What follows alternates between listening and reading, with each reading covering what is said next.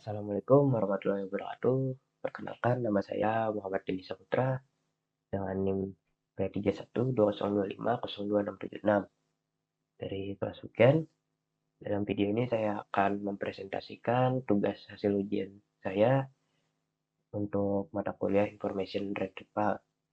Dalam ujian ini, saya menggunakan kode yaitu tentang klasifikasi emosi tweet dengan dataset emot dari Indo NLU.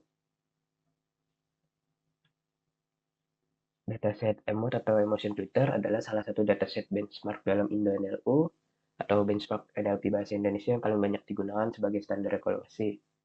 Sumber teksnya sekitar 4.000 tweet berbahasa Indonesia yang bersifat kolokial atau informal. Karakteristiknya yaitu single sentence classification, di mana setiap tweet diberi satu label emosi. Kelas labelnya berisi 5 emosi dasar yaitu anger, fear, happy, love, dan sadness. Lalu untuk split resminya ada train, validation, test yang sudah ditetapkan pembuat benchmark. Lisensinya mengikuti ketentuan repository IndoNLU.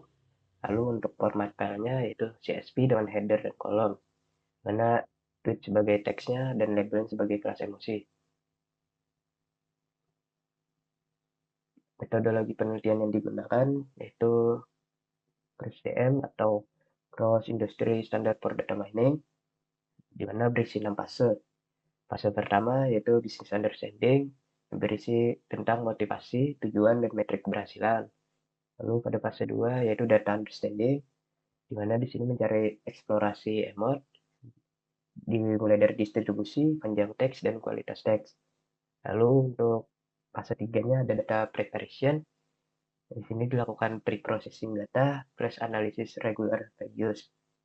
Lalu pada fase modelingnya, di sini menggunakan pipeline TF-IDF dan TF-IDF plus LSA dengan split resmi. Untuk penjelasan TF-IDF, TF-IDF adalah Term Frequency Inverse Document Frequency, adalah metode statistik dalam Natural Language Processing atau NLP yang digunakan untuk mengukur seberapa penting atau relevan suatu kata di dalam sebuah dokumen teks dibandingkan dengan sekumpulan dokumen lainnya. Metode ini mengubah teks mentah menjadi bentuk angka atau vektor agar bisa dipahami dan diproses oleh algoritma komputer atau machine learning. Lalu ada juga penerapan LSA. Apa itu LSA? Yaitu Latent Semantic Analysis, adalah metode dalam NLP yang digunakan untuk menemukan hubungan tersembunyi laten antar kata dan makna semantik di dalam sekumpulan dokumen.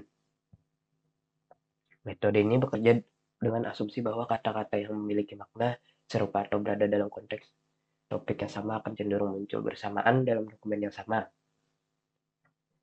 Lalu pada fase evaluation, di sini menggunakan evaluasi komprehensif itu dua tabel terpisah plus learning curve.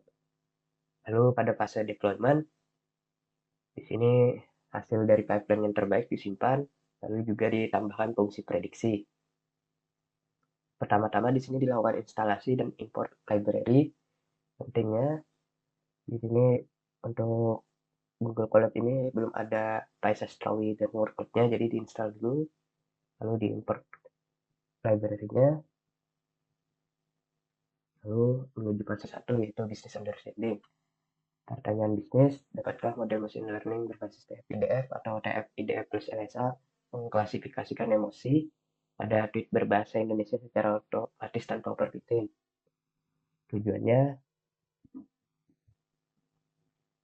mengklasifikasikan tweet ke 5 kategori emosi, lalu membandingkan dua arsitektur fitur, di mana ada TF-IDF only versus TF-IDF plus LSA, menghasilkan model terbaik dengan depth train test di bawah 0,15, lalu mendemonstrasikan bahwa pipeline-nya sama, pre-processing, TF-IDF plus atau LSA, feature union, complement net bias, SVM, LR dapat digunakan kembali untuk klasifikasi teks lain sekadar dengan mengganti sumber data dan jumlah kelas. Di sini untuk metrik keberhasilannya itu F1 score. Alasannya tidak bias terhadap kelas dominan penting karena ada 5 kelas. Lalu ada akurasi, gambaran umum performa keseluruhan. Lalu ada gap, yaitu F1 train dikurang F1 test. Targetnya diusahakan di bawah 0,15. Lalu untuk ada confusion metric, alasannya analisis kesalahan prediksi antar emosi. Lalu ada learning curve untuk deteksi underfitting dan overfitting. Di sini labelnya diubah jadi bahasa Indonesia terlebih dahulu, di mana anger diubah jadi 0, fear diubah jadi 1, happy diubah jadi 2, love diubah jadi 3, sadness diubah jadi 4. Lalu setelah diubah jadi integer, diubah lagi menjadi string berbahasa Indonesia. Lalu untuk teks kolomnya di sini ada tweet. Lalu untuk label kolomnya tulisan label. Random setnya itu 42 dan defaultnya ada 5. Lalu untuk fase 2 yaitu data understanding. Di sini load dataset emotnya. Dataset emot disediakan dengan split resmi oleh pembuat benchmark NLU dalam format CSV, yaitu berisi kolom field dan label. Dan penggunaan split ini apa adanya, tidak membuat split baru. Mengapa ini penting? Karena Indo NLU benchmark menetapkan split resmi agar semua peneliti mengevaluasi pada data yang sama, sehingga hasil bisa dibandingkan secara langsung di paper ilmiah. Di sini menggabungkan train plus validation-nya untuk training dan penggunaan tes set resmi untuk evaluasi akhir. Untuk kode penggabungannya seperti ini. Untuk hasilnya untuk split trainingnya ada 3.961 baris dan tesnya ada 440 baris, yaitu totalnya jadi 4.401 baris. Lalu di sini distribusi labelnya. Di sini untuk grade distribusi labelnya, di mana ada 5 dan di sini lumayan balance untuk 3 ini, lalu ada 2 yang imbalance. Lalu analisis panjang teks. Di sini hasilnya, di mana di sini tidak terlalu jauh median dan minnya, jadi bisa dikatakan tidak ada outliers. Lalu di sini untuk word cloud per kelasnya, di sini masih terdapat banyak noise, perlu dilakukan stop wordnya.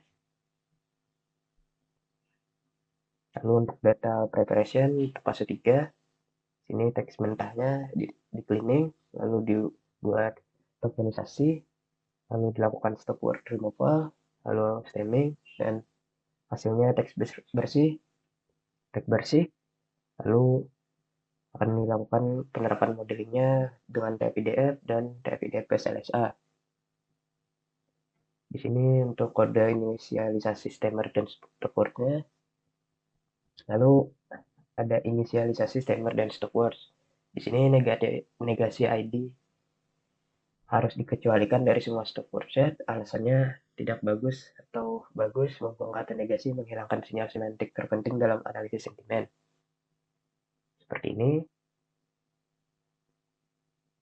Lalu di stemmer, semua kata negasi terlindungi dari penghapusan.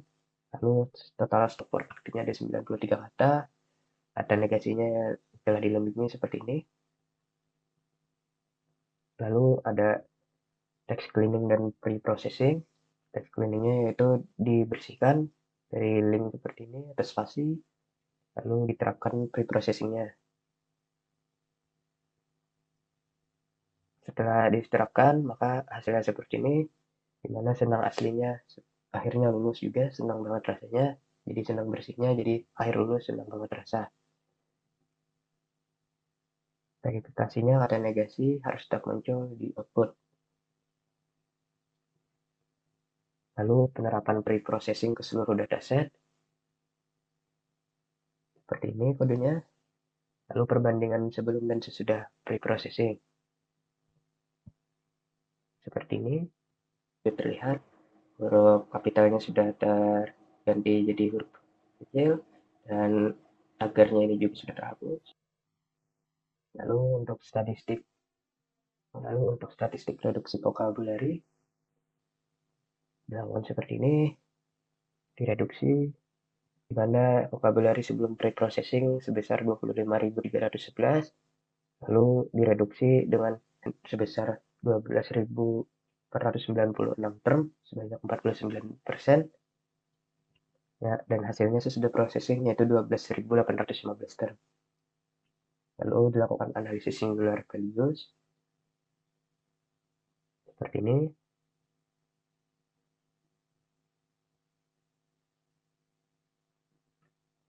Lalu lakukan hitung singular values untuk 200 komponen pertama.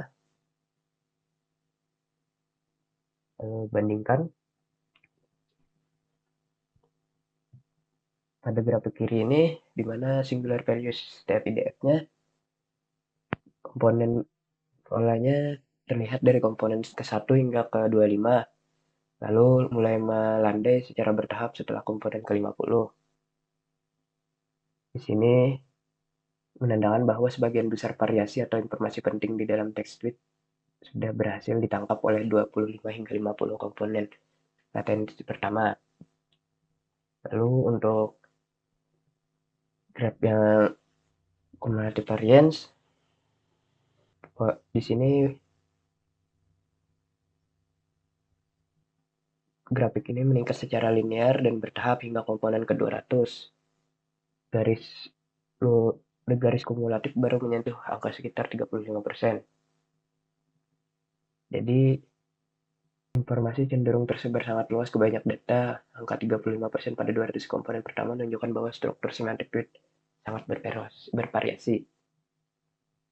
Persiapan data untuk modeling, seperti ini hasil akhirnya. Lalu fase modelingnya. Di sini kelompok A hanya TF-IDF saja, seperti ini pipeline-nya. Lalu ada kelompok B, yang mana TF-IDF ditambahkan LSA, seperti ini pipeline-nya.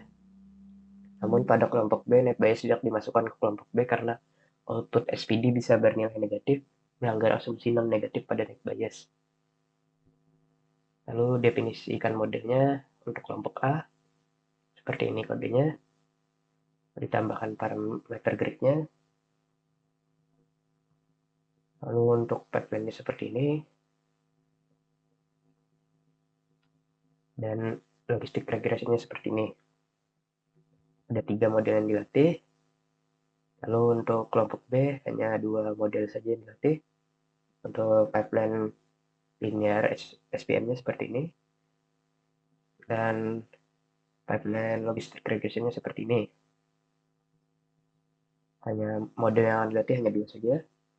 Lalu pelatihan kelompok A yang berisi type IDF saja. Ditetapkan juga grid search untuk tuning hyperparameternya. Hasilnya seperti ini hasil trennya. Lalu untuk pelatihan kelompok B, di mana type IDF ditambahkan LSA. Hasil trennya seperti ini. Lalu pada fase 5, di sini untuk hasil kelompok A-nya. Dan ini untuk kelompok B-nya. Perbandingan lintas kelompoknya seperti ini, di mana dicari model terbaiknya yang didapatkan yaitu complement net bias dari yang menggunakan arsitektur TF-IDF saja. Lalu F1 testnya sebesar 0,6373, di mana yang paling tinggi, dan gapnya 0,1746. Hasil dari klasifikasinya dari model terbaiknya seperti ini, dilakukan pada data test, di mana akurasi sebesar 0,64. Lalu untuk confusion metric dari model terbaiknya seperti ini. Di sini dari 64 data aktual label cinta dapatnya 56 data berhasil ditebak dan benar. Lalu label marah dari 110 data aktual dapat 86 data berhasil ditebak. Lalu ada label takut dari 65 data aktualnya yang didapatkan 47 data berhasil ditebak dan benar. Lalu label senang di sini dari 101 data aktual mendapatkan 55 data berhasil ditebak dan benar. Lalu dengan performa terendah dari 100 data aktual yaitu sedih, hanya 37 data yang berhasil ditebak benar. Lalu untuk learning curve-nya di sini kodenya seperti ini. Di sini bisa dilihat, di sini menyempit. Jadi model belajar dengan baik. Lalu untuk fase 6-nya yaitu deployment, kodenya seperti ini, sudah berhasil disimpan. Lalu load modelnya, tambahkan fungsi prediksinya seperti ini. Lalu untuk tes prediksi baru teksnya seperti ini. Hasilnya seperti ini. Sekian presentasi untuk tugas ujian saya. Terima kasih. Wassalamualaikum warahmatullahi wabarakatuh.